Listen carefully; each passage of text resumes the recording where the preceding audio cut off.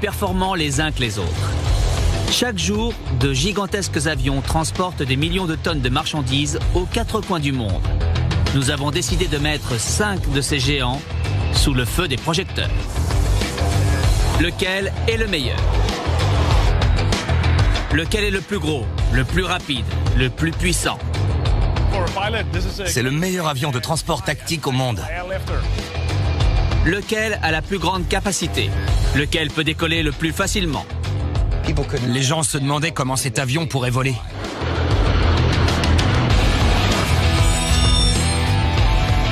Nous avons sillonné le monde pour trouver la fine fleur de l'aviation.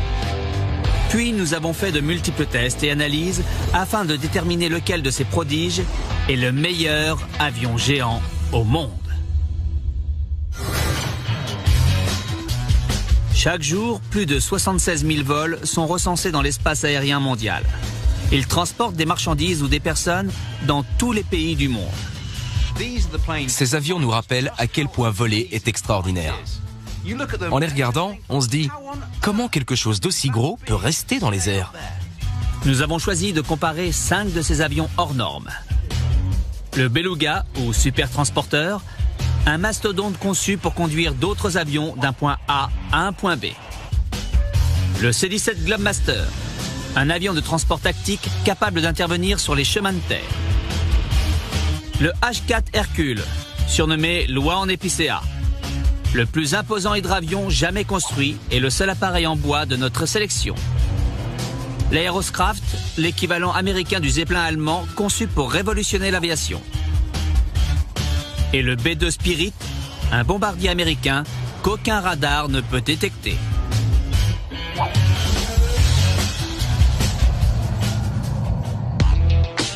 Cinq machines, 5 merveilles d'ingénierie. Place aux 5 tests qui vont les départager. Notre première catégorie est la capacité de chargement. De combien d'espace dispose chacun de nos concurrents? 5e, le B-2 Spirit, qui a une capacité approximative de 100 mètres cubes. Le volume exact est classé top secret. Et il n'est pas très spacieux, mais le peu d'espace qu'il a est rempli d'armements de pointe. À la 4e place, le H-4 Hercule. Il a été créé pour transporter jusqu'à 750 soldats ou une citerne de 35 tonnes.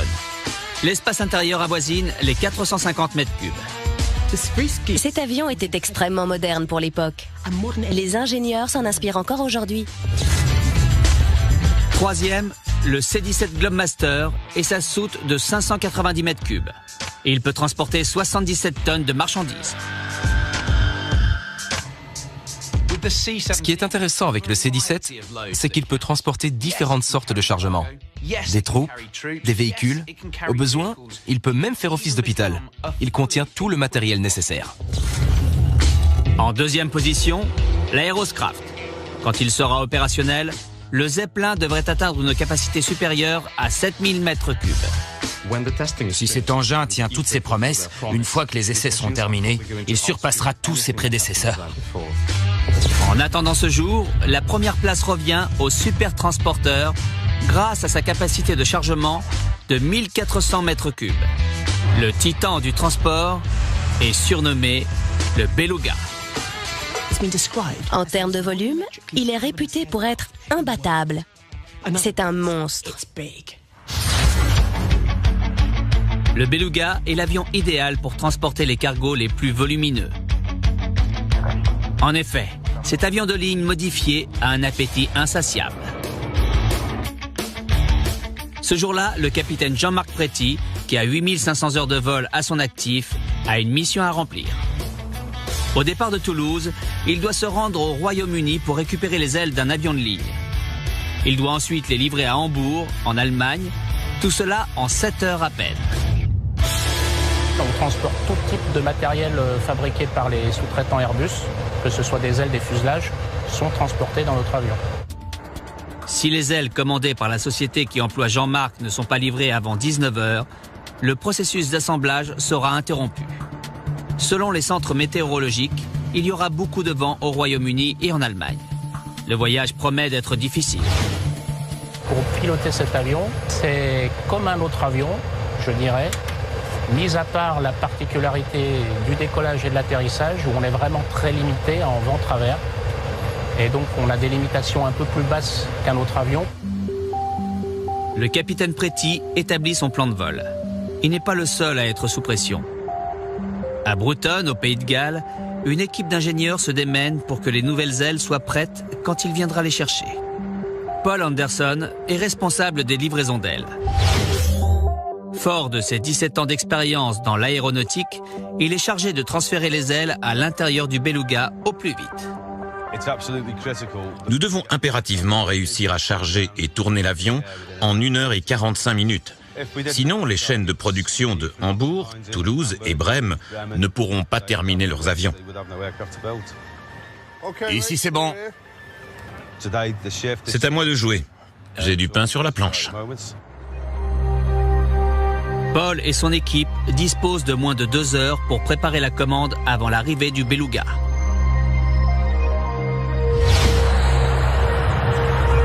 Il n'y a que 5 Belugas en circulation. L'avion a été créé spécialement pour ce genre de mission. Il fait le trajet entre les sites de production et les sites d'assemblage en un temps record. La société qui l'a conçu s'est inspirée d'un de ses propres avions de ligne pour concevoir le Beluga. Son esthétique n'est certes pas exceptionnelle, mais son efficacité est sans pareil. Le cockpit est situé sous la zone de chargement. Grâce à ce design, il est possible de charger des avions entiers directement dans l'espace prévu à cet effet. La porte qui permet d'accéder à la zone de chargement est la plus grande de toute l'histoire de l'aviation. Le Beluga est en approche. Dans la tour de contrôle, Mark Fulcher prend ses dispositions avant son arrivée. Il doit se montrer très rigoureux car le mastodonte peut causer des dégâts. En vol, il génère ce que l'on appelle une turbulence de sillage. Des tourbillons marginaux se forment dans les airs suite à son passage. Si un avion plus petit se rapproche trop de la zone touchée, il risque d'avoir un accident. La turbulence engendrée par le passage de ce gigantesque appareil est tellement forte que Mark doit totalement l'isoler des autres avions.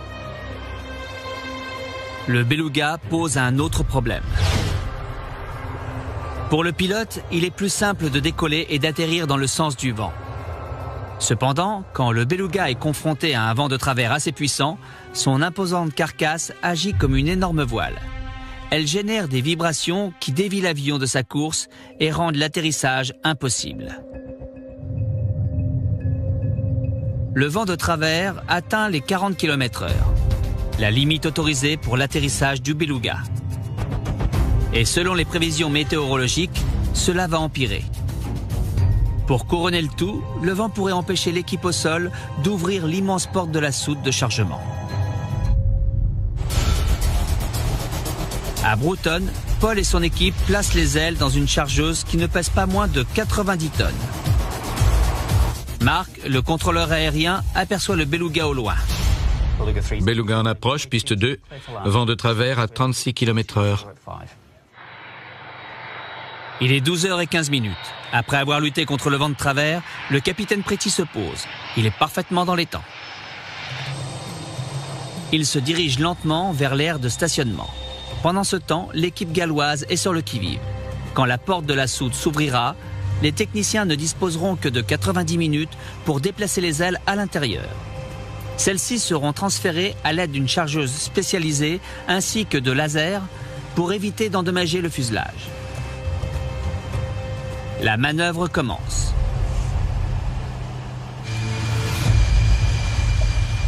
Chaque kilogramme du cargo doit impérativement être agencé correctement à l'intérieur de l'appareil pour que le centre de gravité du Beluga ne soit pas déplacé pendant le vol. Jean-Yves Berry, responsable de chargement du Beluga, se fie à la précision informatique pour positionner le cargo de 25 tonnes. Donc en fait, on met l'avion, on met la charge dans la soute en fonction du placement qui a été déterminé par l'ordinateur. Donc on voit que les capteurs optiques qui sont du côté gauche, là, en fait la charge, on voit qu'elle avance tout doucement, là, et on va la placer à cet endroit-là. Il transfère délicatement les ailes à l'intérieur. Il n'y a que quelques millimètres de marge de chaque côté. Pendant ce temps, dans la cabine de pilotage, le capitaine a un problème. À Brême, le vent est trop fort pour décoller. Un autre beluga est coincé sur le site. Et à Brême, il y a un autre avion qui est devant nous. Il y a beaucoup de vent là-bas, il y a plus de 35 nœuds. Et notre porte, on ne peut pas l'ouvrir au-delà de 30 nœuds de vent. Ce qui fait que l'avion à Brême, ne pouvant pas ouvrir, il ne peut pas charger. Et nous, aujourd'hui, comme on est derrière lui, on ne pourra peut-être pas aller à Brême, donc on sera obligé de dormir ici. Pendant que le capitaine Préti espère une amélioration des conditions météo, Jean-Yves Berry et ses collègues ont terminé l'opération. Les ailes sont en place. Ils ont respecté le temps qui leur était imparti. Donc là, on ferme la porte, on fait descendre les vérins. Et voilà, on a fini l'opération de chargement. La porte va se fermer environ en 3 minutes. Les ingénieurs de Broughton regagnent l'usine. Le capitaine Préti reçoit des nouvelles de Brême. Oui. D'accord. Donc, voilà, les opérations viennent de m'appeler. L'avion qui nous bloquait à Brême vient d'ouvrir. La météo s'est améliorée. Moins de 2 heures après son arrivée au Pays de Galles, le beluga est sur le départ. Beluga pareil au décollage, piste 2, vent de travers 37 km/h. Les 150 tonnes de métal s'élèvent dans les airs. Prochaine escale, Brême, dans 2 heures à peine. En ce qui concerne la capacité de chargement, c'est le beluga qui fait la différence. Mais tiendra-t-il la distance dans les 4 autres catégories? À suivre. Au cours de nos prochains tests, nous mesurerons l'envergure des appareils et nous découvrirons lequel d'entre eux est le plus rapide.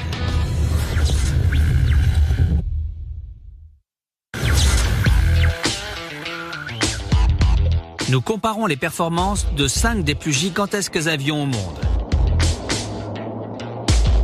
Grâce à sa capacité de chargement inégalée, le beluga a pris la tête provisoire du classement. Mais rien n'est joué. Passons à la prochaine évaluation, le test de rapidité. Quel avion atteint la plus grande vitesse? 5e, le prodige californien, l'Aeroscraft. En théorie, il devrait atteindre une vitesse supérieure à 200 km/h. Mais cela reste à prouver. La vitesse n'est pas le point fort de l'Aeroscraft. C'est avant tout une sorte d'entrepôt volant. 4e, le H4 Hercule.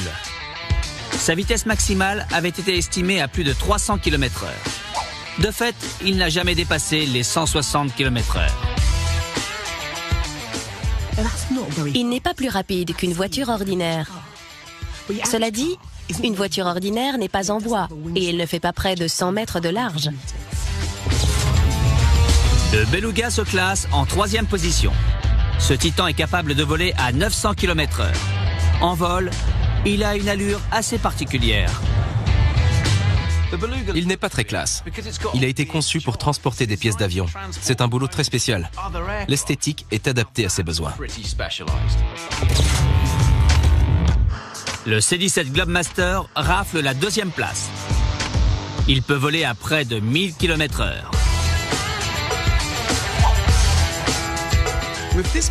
Il faut prendre tout le cycle en compte avec cet avion. Le chargement, le décollage, l'atterrissage, le déchargement et le décollage. Numéro 1, c'est le B-2 Spirit. Cet avion à la signature radar minimale se déplace en moyenne à 900 km/h. L'US Air Force le qualifie de haut subsonique, sans préciser la vitesse maximale qu'il peut atteindre. Contrairement aux autres bombardiers qui misent sur la vitesse, le B-2 mise sur son mode furtif. Voici la base de White Mine dans le Missouri. Elle abrite les bombardiers de la mythique 509e escadre de l'US Air Force et sa redoutable flotte de B-2 Spirit, le bombardier le plus sophistiqué et le plus coûteux jamais construit. Garrett Barty a environ 1000 heures de vol à son actif. Il est l'un des rares soldats choisis pour piloter le B-2. Le B-2 est la seule aile volante au monde. Ce qui le rend encore plus spécial, c'est qu'il est totalement furtif. Ses missiles et sa discrétion font de lui une arme exceptionnelle. l'extraordinaire force de frappe du B2 Spirit fait de lui un terrible adversaire. Le capitaine compte sur son équipe de professionnels pour que l'arsenal de l'appareil soit parfaitement opérationnel à chaque vol.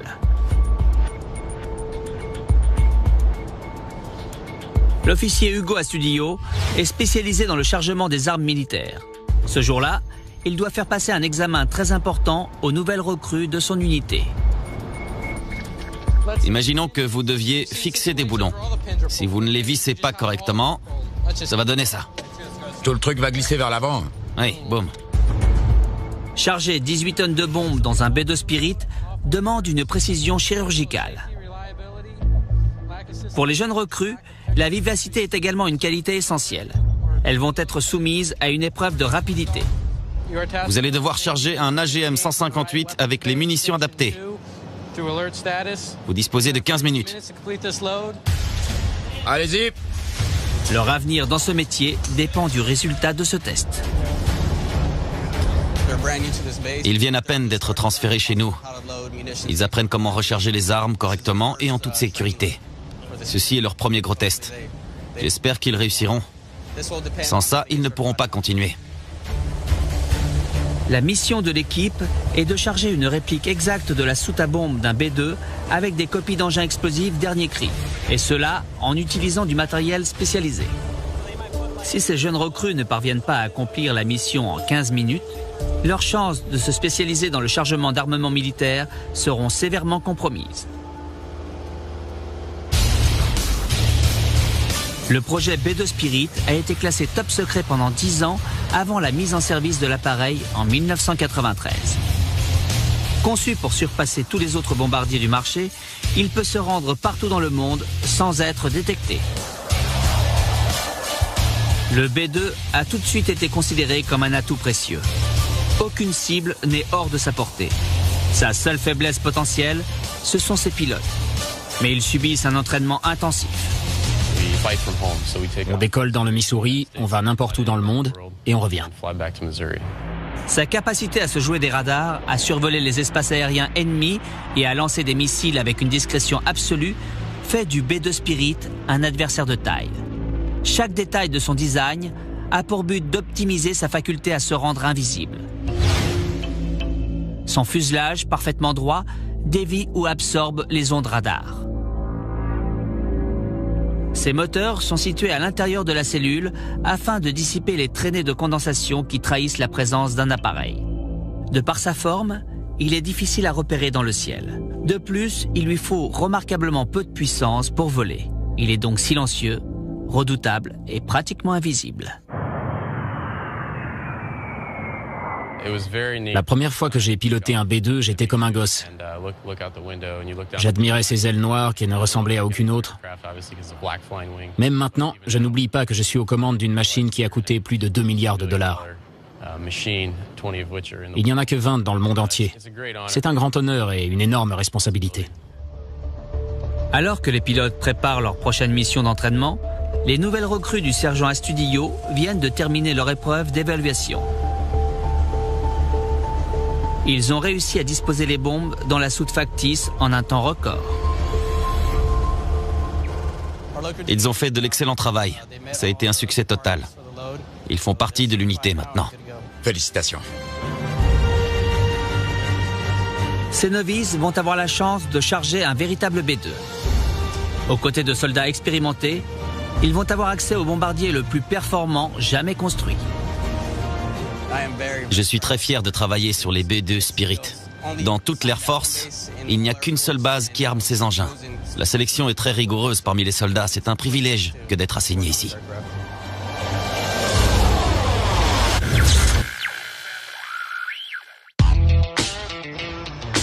Nous avons décidé de mettre 5 chefs-d'œuvre d'ingénierie à l'épreuve afin de savoir lequel parmi eux est le meilleur avion géant au monde. Le C-17 Globemaster et son incroyable polyvalence, le H-4 Hercule construit il y a 70 ans, l'énorme Beluga, le transporteur du futur baptisé Aeroscraft ou l'indétectable B2 Spirit. Le Beluga a une longueur d'avance sur ses rivaux pour l'instant. Passons à la catégorie suivante. J'ai nommé l'envergure. 5e, l'Aeroscraft. Ce dirigeable du futur va peut-être révolutionner le transport de fret, mais il ne mesure que 28 mètres de large. D'habitude, on mesure l'envergure par rapport aux ailes de l'avion. Mais comme il n'en a pas, on va devoir se contenter de mesurer sa largeur. 4e, le Beluga. Ses 45 mètres d'envergure lui permettent de transporter des pièces de toutes sortes, ainsi que des satellites de communication. Son envergure est la seule chose qui ne soit pas étrange. 3e, le C-17. Les constructeurs se sont inspirés des ailes d'un oiseau de proie pour dessiner les siennes.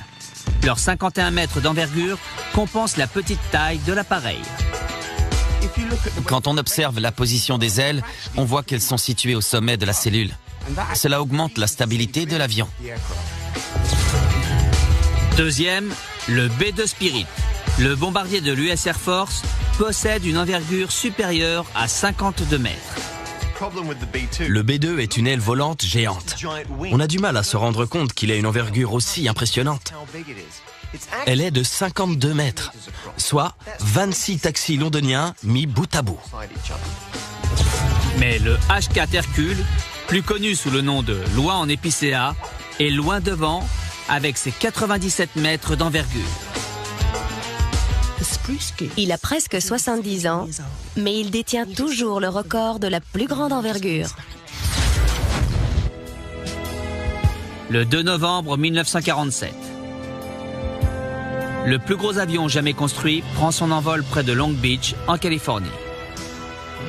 Aux commandes de l'hydravion et de ses 24 000 chevaux, le réalisateur et aviateur de talent Howard Hughes.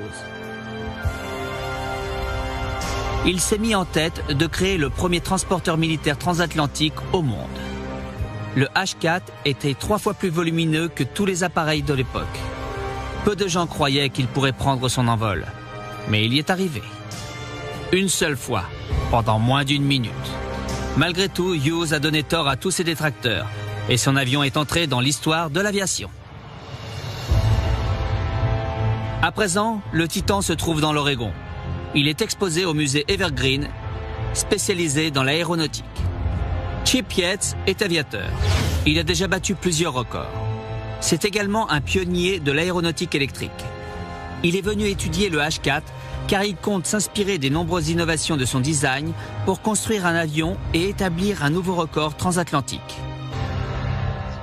Il est immense.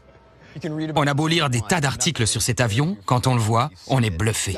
Pour se lancer dans un tel projet, il fallait être dingue et génial à la fois. Et je crois que ça résume bien la personnalité de Howard Hughes. Mais même pour Howard Hughes, la tâche n'avait rien d'aisé. Pour ne rien arranger, l'armée américaine a insisté pour qu'il construise le H-4 à partir du matériau le moins cher de l'époque qu'on trouvait en abondance, le bois. C'est comme si quelqu'un venait vous voir en vous demandant de construire un 747 en bois. Pour bâtir cet engin volant de légende, ce n'est pas de l'épicéa que Hughes a choisi, comme le surnom de l'avion le suggère, mais du bouleau.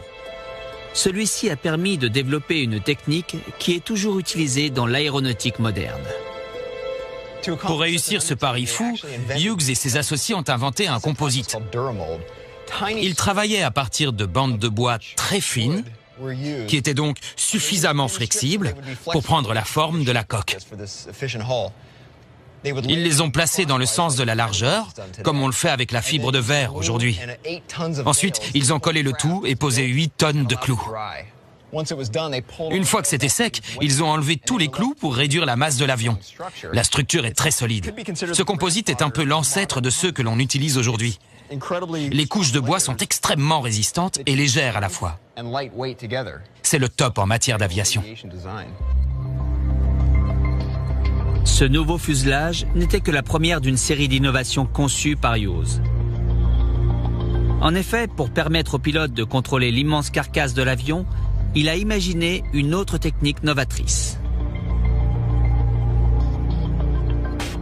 Cet avion était trop imposant pour être équipé de câbles standards. Il aurait fallu 200 personnes à bord pour faire décoller un avion de cette taille en utilisant la technologie de l'époque. Mais Hughes a trouvé une solution. Un ingénieux système hydraulique qui connectait les commandes situées dans le cockpit à toute la surface de l'immense appareil.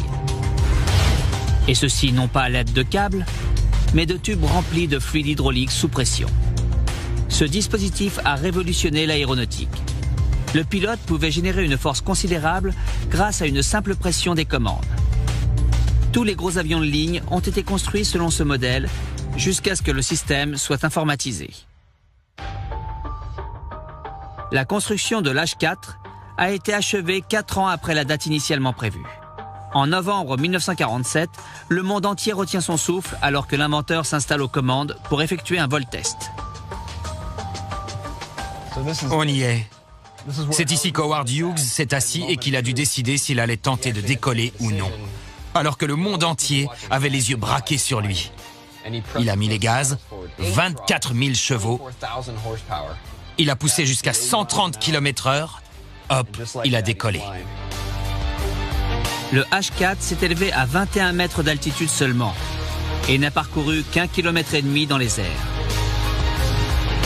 Quand son immense carcasse est retombée à l'eau, cela a été la fin du voyage pour ce mastodonte.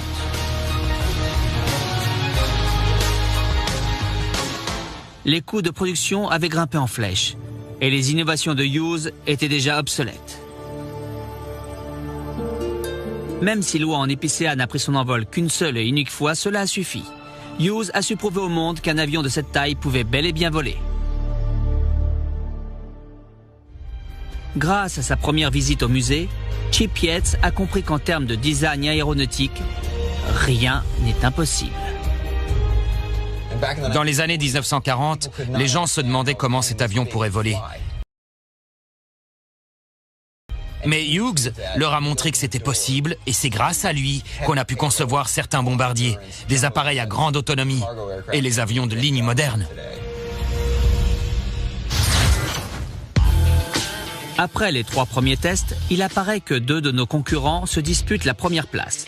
Le C-17 et le B-2 sont à égalité. Pourront-ils maintenir ce cap durant la 4e évaluation, celle de la puissance ? Quel géant a suffisamment de punch pour briller dans cette catégorie? Malgré 3 moteurs diesel qui génèrent une poussée de 13 kN, l'Aeroscraft est la lanterne rouge de ce classement.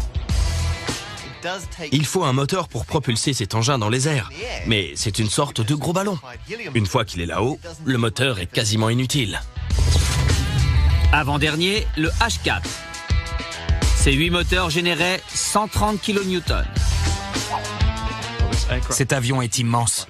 La poussée est bien trop faible par rapport à sa taille. De plus, il a 70 ans. La technologie a beaucoup évolué depuis. 3e, le Beluga. Ces 2 turboréacteurs génèrent une poussée de 240 kN. On a du mal à comprendre comment il peut voler. Il a une allure très curieuse. Les ailes semblent trop petites et la cellule trop grosse. En 2e position, le B-2 Spirit, qui dispose d'une poussée de 308 kN. Le B-2 est moins puissant que certains appareils, mais son rapport puissance-poids est meilleur que les leurs. L'avion est donc plus agile et plus réactif. Mais grâce à une poussée 2 fois plus forte que celle du B-2, c'est le C-17 qui est le champion incontesté dans cette catégorie. Il existe des avions cargo plus puissants, mais le C-17 est plus efficace. Lui seul peut atteindre certaines zones difficiles d'accès. Voici la base aérienne de Papa, en Hongrie. Elle abrite l'unité de transport lourd, un corps stratégique créé pour assister 12 nations partenaires au cours de missions défensives et d'opérations menées dans le but de maintenir la paix. Leur transporteur de prédilection n'est autre que le formidable C-17, unique de par sa rapidité et son agilité.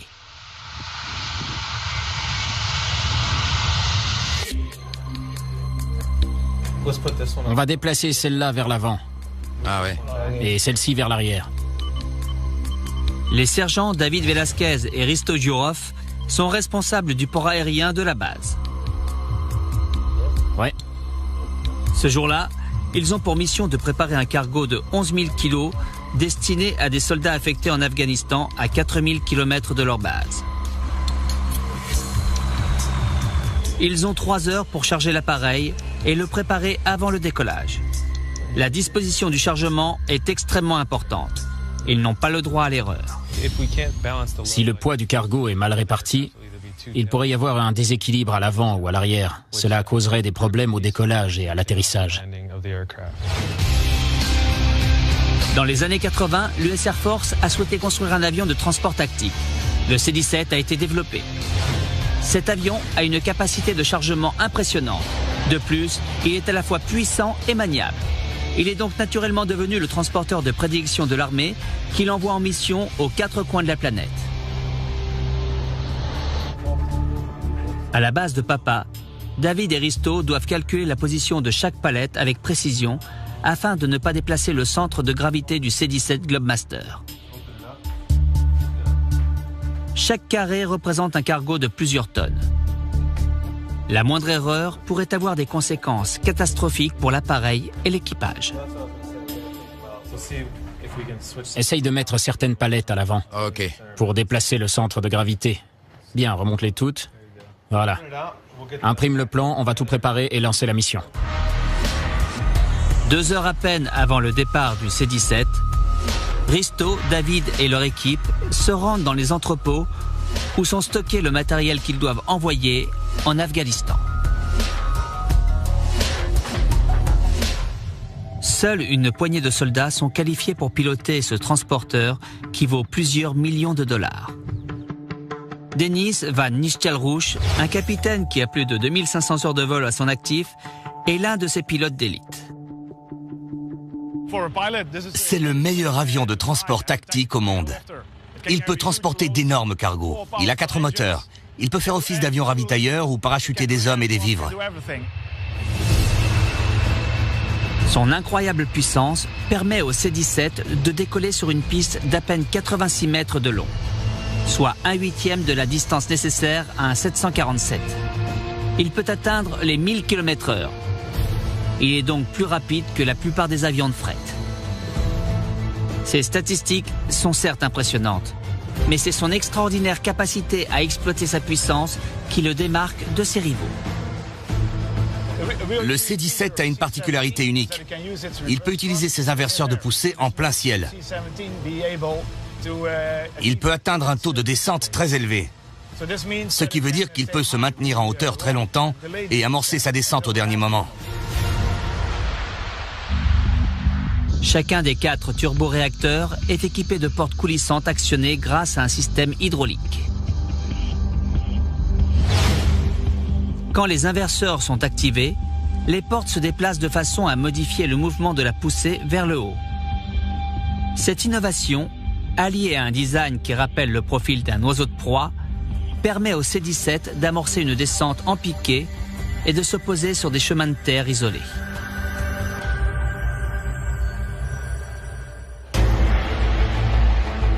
Pendant que le capitaine Van Nistelrooy termine l'inspection du cockpit, l'équipe de chargement s'active sur le tarmac. C'est bien. Avance encore un peu. Stop.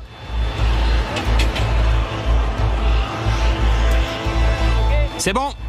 Il nous faudra un chariot élévateur pour la 2e palette. En seulement 90 minutes, l'équipe de chargement transfère les 11 000 kilos de matériel à l'intérieur de la soute, en s'assurant que les palettes resteront à leur place pendant le vol. Du moment que le conteneur est positionné à 360 degrés, c'est bon. C'est parfait, on a fini. Les techniciens ferment la soute. Ils sont parfaitement dans les temps. Dans la cabine de pilotage, l'équipage vient de terminer les contrôles d'usage et se prépare à décoller. Moteur 1 en marche. Tour de contrôle à C-17. Tout est en ordre. Décollage autorisé, piste 16. Prochaine escale pour le transporteur le plus efficace au monde, l'Afghanistan.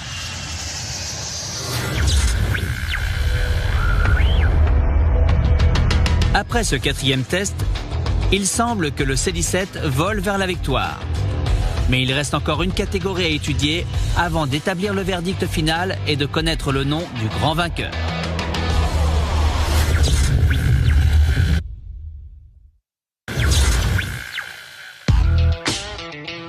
Nous examinons à la loupe 5 avions géants en les comparant selon 5 catégories. Lequel d'entre eux aura le dernier mot? Le C-17 Globemaster est en tête pour l'instant. Mais sera-t-il à la hauteur au cours du dernier test qui concerne la distance nécessaire au décollage? De quelle longueur de piste nos géants ont-ils besoin? Plus elle est courte, mieux cela vaut pour eux. C'est le B2 Spirit qui ferme la marche. Il a besoin d'une piste de 1800 mètres pour prendre son envol. Quatrième, le Beluga, qui peut décoller sur une piste de 938 mètres de long.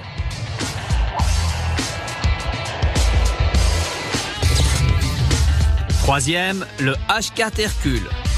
Durant son seul et unique décollage, il lui a fallu 650 mètres pour s'élever dans les airs. Il a pris une vingtaine de mètres d'altitude sur environ 2 km. Il n'a plus jamais volé après ça. La seconde place revient au C-17 Globemaster. Sa capacité à décoller en territoire ennemi sur une piste de 426 mètres avec un cargo de 20 tonnes à son bord lui a valu un record du monde.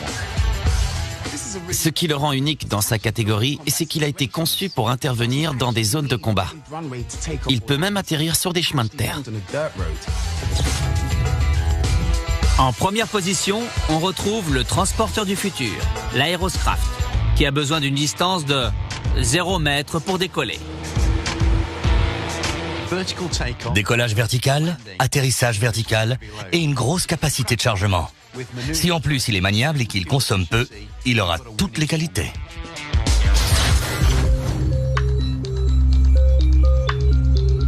Tustin, Californie. Derrière les portes d'un hangar construit pendant la guerre, une équipe d'ingénieurs audacieux se démène pour achever la construction d'une machine unique en son genre. Un avion dirigeable rigide capable d'effectuer des décollages et des atterrissages verticaux. Combien de temps il vous faudra pour tout terminer? Ça se présente bien. On n'a plus qu'à vérifier que le servomécanisme fonctionne.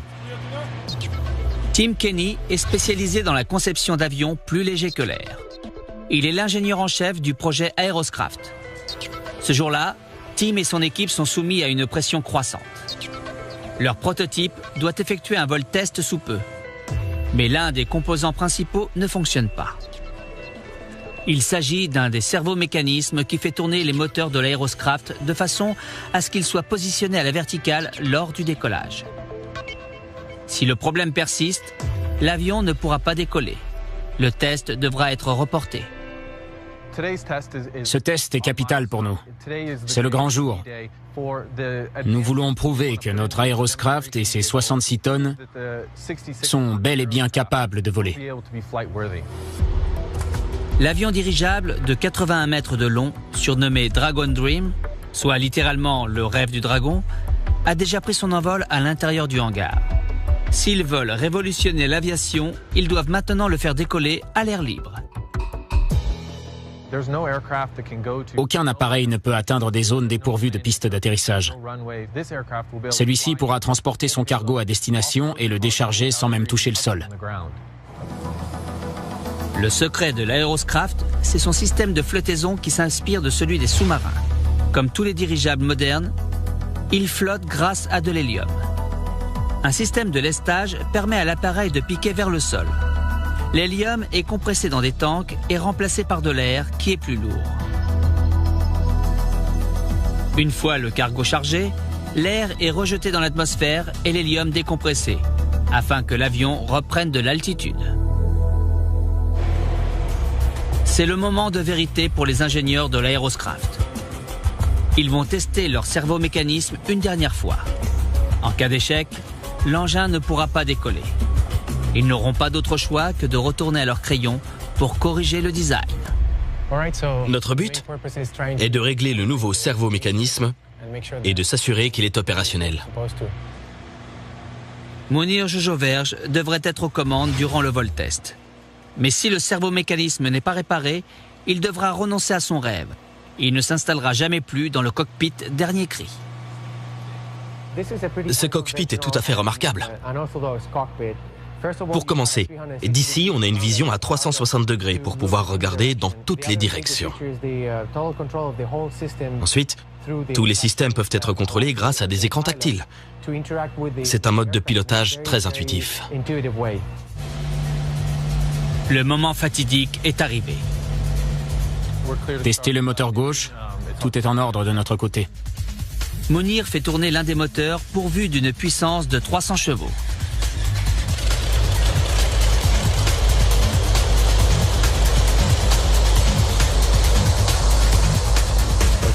Pareil pour le test de déviation.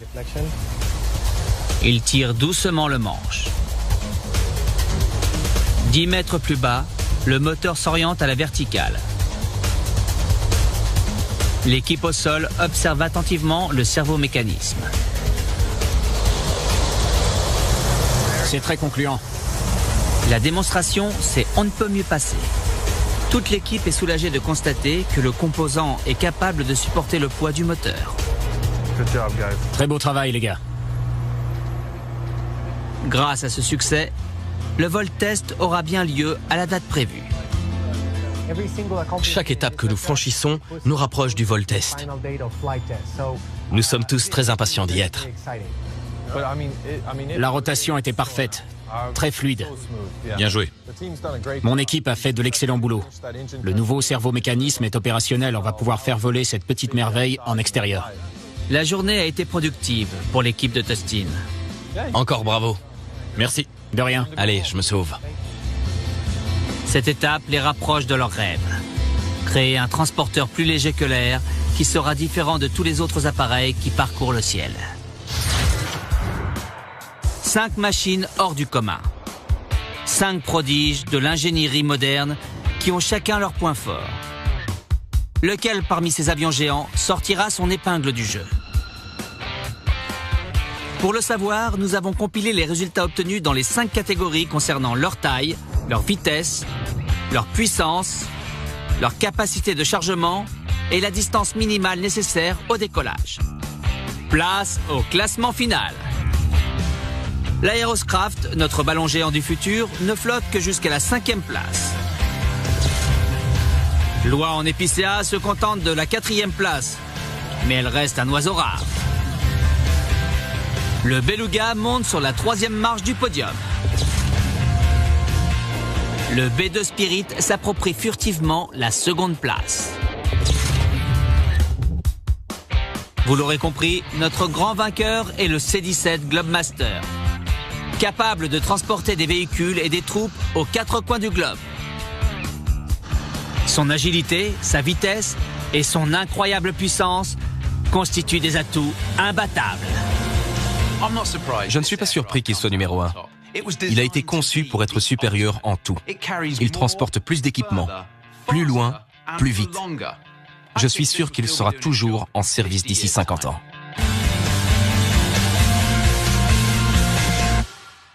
Du vent.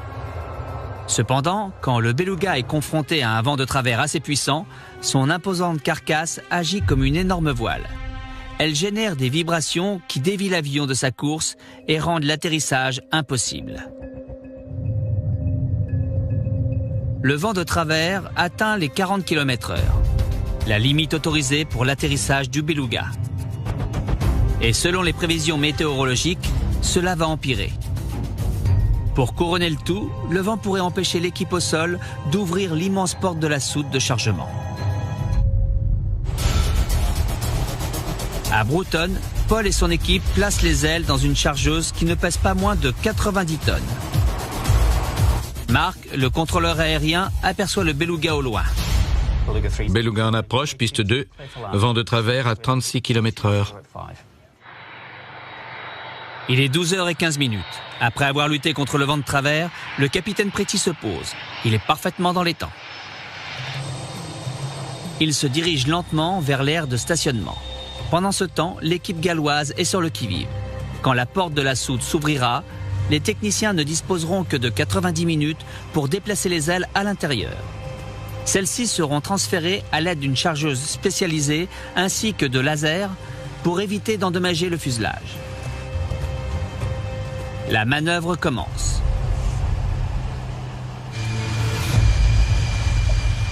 Chaque kilogramme du cargo doit impérativement être agencé correctement à l'intérieur de l'appareil pour que le centre de gravité du Beluga ne soit pas déplacé pendant le vol. Jean-Yves Berry, responsable de chargement du Beluga, se fie à la précision informatique pour positionner le cargo de 25 tonnes. Donc en fait, on met la... Beluga. En termes de volume, il est réputé pour être imbattable. C'est un monstre. Le Beluga est l'avion idéal pour transporter les cargos les plus volumineux. En effet, cet avion de ligne modifié a un appétit insatiable. Ce jour-là, le capitaine Jean-Marc Préti, qui a 8500 heures de vol à son actif, a une mission à remplir. Au départ de Toulouse, il doit se rendre au Royaume-Uni pour récupérer les ailes d'un avion de ligne. Il doit ensuite les livrer à Hambourg, en Allemagne, tout cela en 7 heures à peine.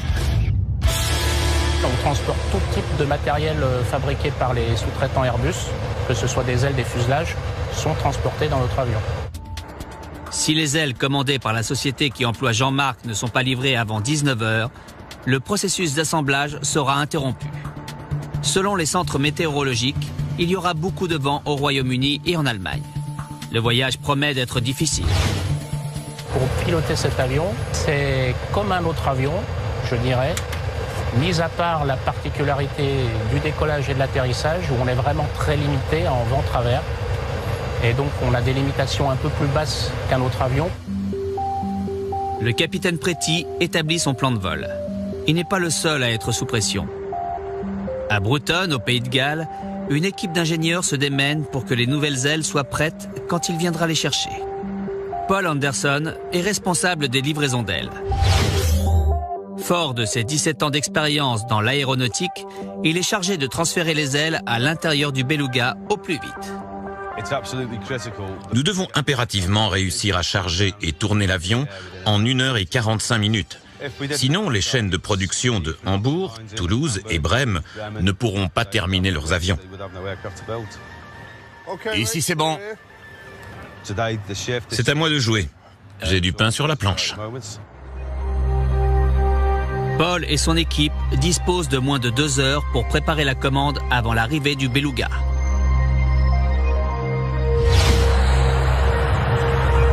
Il n'y a que 5 Belugas en circulation. L'avion a été créé spécialement pour ce genre de mission. Il fait le trajet entre les sites de production et les sites d'assemblage en un temps record. La société qui l'a conçu s'est inspirée d'un de ses propres avions de ligne pour concevoir le Beluga. Son esthétique n'est certes pas exceptionnelle, mais son efficacité est sans pareil. Le cockpit est situé sous la zone de chargement. Grâce à ce design, il est possible de charger des avions entiers directement dans l'espace, prévu à cet effet. La porte qui permet d'accéder à la zone de chargement est la plus grande de toute l'histoire de l'aviation. Le Beluga est en approche.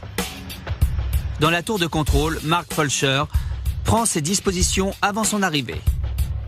Il doit se montrer très rigoureux car le mastodonte peut causer des dégâts. En vol, il génère ce que l'on appelle une turbulence de sillage. Des tourbillons marginaux se forment dans les airs suite à son passage.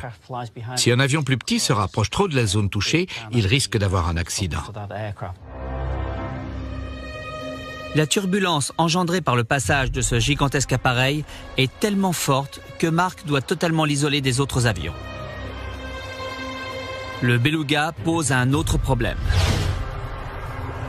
Pour le pilote, il est plus simple de décoller et d'atterrir dans le sens que le radar ne peut détecter.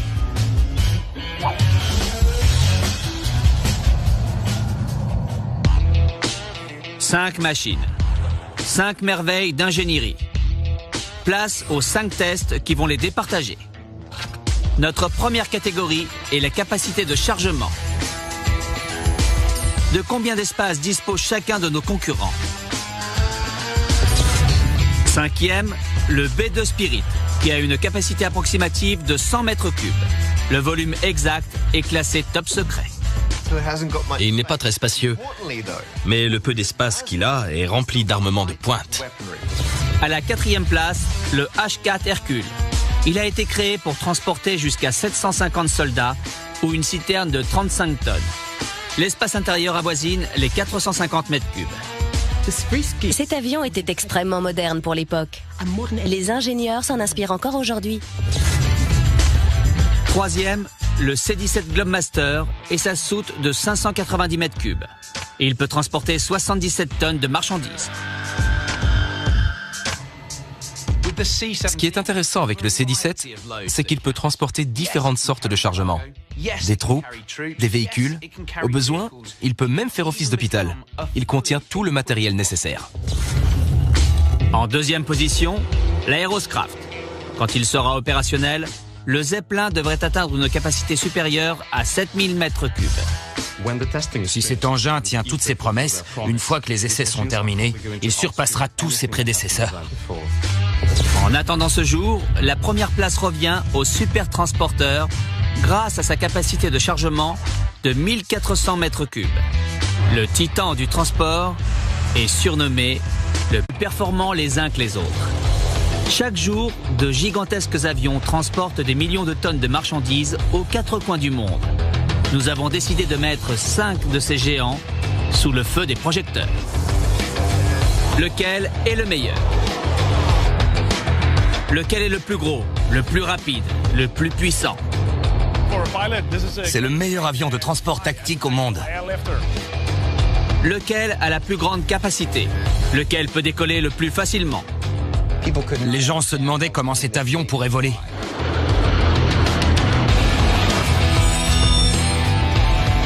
Nous avons sillonné le monde pour trouver la fine fleur de l'aviation. Puis nous avons fait de multiples tests et analyses afin de déterminer lequel de ces prodiges est le meilleur avion géant au monde. Chaque jour, plus de 76 000 vols sont recensés dans l'espace aérien mondial. Ils transportent des marchandises ou des personnes dans tous les pays du monde. Ces avions nous rappellent à quel point voler est extraordinaire. En les regardant, on se dit, comment quelque chose d'aussi gros peut rester dans les airs? Nous avons choisi de comparer 5 de ces avions hors normes. Le Beluga, ou Super Transporteur, un mastodonte conçu pour conduire d'autres avions d'un point A à un point B. Le C-17 Globemaster, un avion de transport tactique capable d'intervenir sur les chemins de terre. Le H-4 Hercule, surnommé Loi en épicéa, le plus imposant hydravion jamais construit et le seul appareil en bois de notre sélection. L'Aeroscraft, l'équivalent américain du Zeppelin allemand conçu pour révolutionner l'aviation. Et le B-2 Spirit, un bombardier américain qu'aucun